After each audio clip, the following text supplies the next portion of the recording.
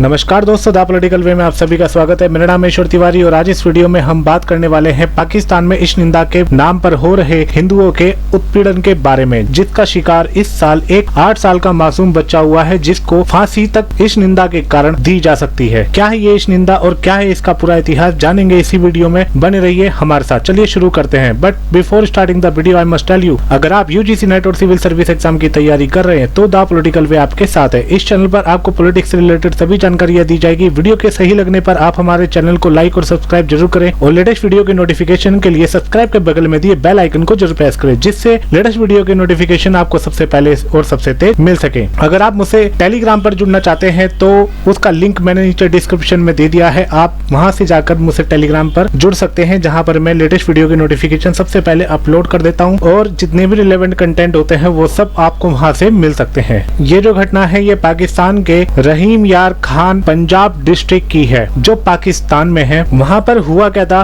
कि एक 8 साल के बच्चे पर आरोप लगाया कि उसने मदरसे की लाइब्रेरी में पेशाब कर दिया है, जहाँ पर इस्लाम की धार्मिक किताबें रखी गई थी। इसके पीछे आरोप लगाया है वहाँ के मौलवी ने कि ये जो घटना है उसको इंटेंशनली अंजाम दिया गया है। अब मैं पूछता हूँ कि एक 8 साल के बच्चे को क्या समझ और क्या उसका इंटेंशन होगा कि उसने मदरसे में पेशाब कर दिया, और उस पर आरोप लगाया है इस निंदा का, जिसके कारण उसको डिटेन कर लिया गया, उस पर मुकदमा चलाया गया। लेकिन सुप्रीम कोर्ट ने जब उसको बेल पर रिहा किया तो उसके बाद वहाँ के मुस्लिम समुदाय ने उसके घर को आग लगा दी और घर के बगल में जो मंदिर था वहाँ पर भारी तोड़फोड़ की और उस मंदिर को भी पूरी तरह से तहस नहस कर दिया। इस पूरे घटनाक्रम की एक जो वीडियो थी वो वहाँ के एक लॉ मेकर और जो सोशली हिंदू माइनॉरिटी के लिए जो सबसे अच्छे एक्टिविस्ट हैं पाकिस्तान में, डॉक्टर रमेश वांकवानी, उन्होंने इस पूरे घटनाक्रम का वीडियो बनाया और उसे अपने ट्विटर हैंडल पर अपलोड कर दिया, जिसके कारण ये घटना काफी ज्यादा वायरल हो गई। इसके बाद भारत सरकार को भी इसमें डायरेक्ट इंटरवीन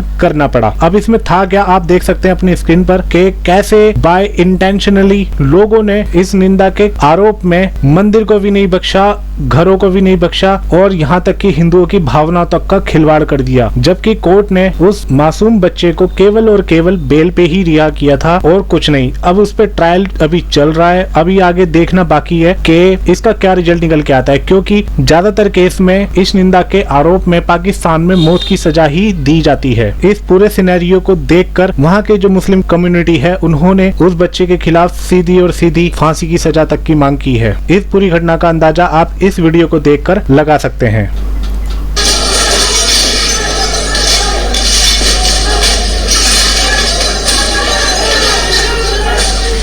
जब ये पूरी घटना घट गई और हिंदुओं का मंदिर, गणेश मंदिर को पूरी तरह से जब तोड़ दिया गया, तो वहाँ के जितने भी माइनॉरिटी हिंदू कम्युनिटी थी उन्होंने इसका स्ट्रांगली प्रोटेस्ट किया और पाकिस्तान सरकार के खिलाफ धरना प्रदर्शन पर बैठ गए। इसके बाद भारत सरकार ने भी पाकिस्तान के ऊपर बिल्कुल दबाव बनाया और अपनी कड़ी प्रतिक्रिया जाहिर की, जिसके बाद पाकिस्तान ने इसको पूरी तरह से रीस्टोर करने का फैसला लिया है और जिसका पूरा खर्च पाकिस्तान की सरकार ही उठाएगी। और जहां तक मुझे उम्मीद है कि इसका काम भी 4-5 दिन के अंदर पूरा कर लिया जाएगा। लेकिन ये ब्लेसफेमी है क्या और इसकी शुरुआत कब हुई, इसके इतिहास की बात करें तो इस निंदा को अगर हमें समझना है तो हमें आज से 170 साल पीछे जाना पड़ेगा। जैसा कि आपको पता है कि भारत के प्रथम स्वतंत्रता संग्राम की जो लड़ाई थी वो 1857 में लड़ी गई। इस स्वतंत्रता संग्राम में हिंदू और मुस्लिम ने एक साथ ब्रिटिश सरकार को भारत से खदेड़ने के लिए एक साथ रिवॉल्यूशन किया था। इसे अब तक का सबसे ब्लडीएस्ट और first freedom of struggle revolution के नाम से इसको जाना जाता है। इसके बाद क्या हुआ कि ब्रिटिश सरकार इस घटनाक्रम से हिल गई थी,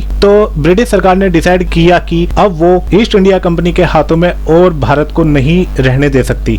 इसलिए ईस्ट इंडिया कंपनी को अबोलिश करके उसकी जितनी भी राज व्यवस्था थी वो सीधे ब्रिटिश सरकार ने अपने हाथ में ले ली और यहाँ पर उन्होंने अपने लागू किए कानून, जिसमें सबसे पहला था हिंदू और मुस्लिम को बीच में मतलब डिवाइड करने के लिए ब्लेसफेमी एक्ट, जिसे 1860 में इंट्रोड्यूस किया गया था। लेकिन तब के सिनेरियो में देखे तो ये दोनों के हितों को प्रोटेक्ट करता था, हिंदू कम्युनिटी के भी और मुस्लिम कम्युनिटी के भी। किसी एक पक्ष में ये लाई नहीं होता था, ये इक्वली पक्ष में वैसे लाई होता था। 1860 में जब इस कानून को लागू किया गया था तो इसके पीछे की जो मेन वजह थी वो थी धार्मिक झगड़ों पर लगाम लगाना, क्योंकि उस समय धार्मिकता के आधार पर बहुत ही ज्यादा दंगे देखने को मिलते थे। इस कानून में बताया गया कि अगर कोई व्यक्ति इस कानून का उल्लंघन करता है तो उसको 1 से लेकर 10 साल तक की सजा हो सकती है। इस कानून में सजा के साथ मुआवजे का प्रावधान किया गया, जिसमें इस कानून का उल्लंघन करने वाले दोषी को 1 से लेकर 10 साल तक की सजा दी जाती थी और पीड़ित पक्ष को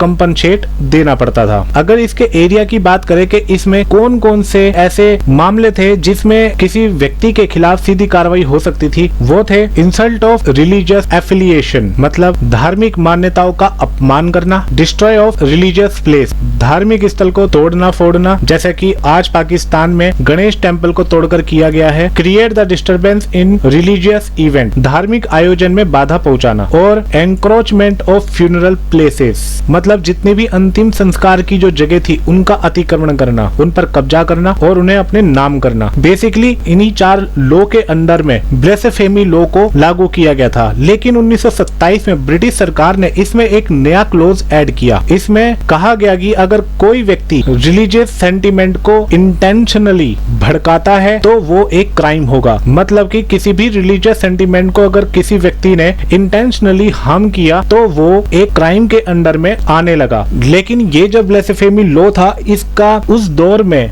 मतलब कि उन 100 सालों में 1860 से लेकर 1947 तक इसका केवल 7 बार ही यूज हुआ। Only 7 case have been registered in this period. लेकिन जब भारत और पाकिस्तान का धार्मिक आधार पर 1947 में भारत और पाकिस्तान का बंटवारा हुआ तो भारत ने अपने यहाँ पंथ निरपेक्ष नीति को अपनाकर संविधान को लागू किया। लेकिन इसी के उल्टा पाकिस्तान में सेकुलरिज्म के आधार पर मुस्लिम राष्ट्र की स्थापना करी और जहाँ पर ब्लेसेफेमी लॉ को कंटिन्यू रखा और जिसका शिकार ही आज पूरे पाकिस्तान में माइनॉरिटी को होना पड़ रहा है। इसी लॉ के अंदर आपने कई बार न्यूज सुनी होगी कि इश्क निंदा के नाम पर पाकिस्तान के एक अस्पताल में डॉक्टर मोहम्मद अली ने अपने ही नर्स पर आरोप लगाया कि उसने दीवारों पर लगी आयतों को हटा दिया था। इसी के आरोप में उन क्रिश्चियन वुमेन को भारी कीमत चुकानी पड़ी थी। एक क्रिश्चियन वुमेन के ऊपर आरोप लगाया गया कि उसने एक मुस्लिम व्यक्ति के कप से पानी पी लिया था तो उसको भी इश्क निंदा के आरोप में जेल में डाल दिया गया था। इतना ही नहीं, पाकिस्तान में जितनी भी माइनॉरिटी है, चाहे उसमें हिंदू, सिख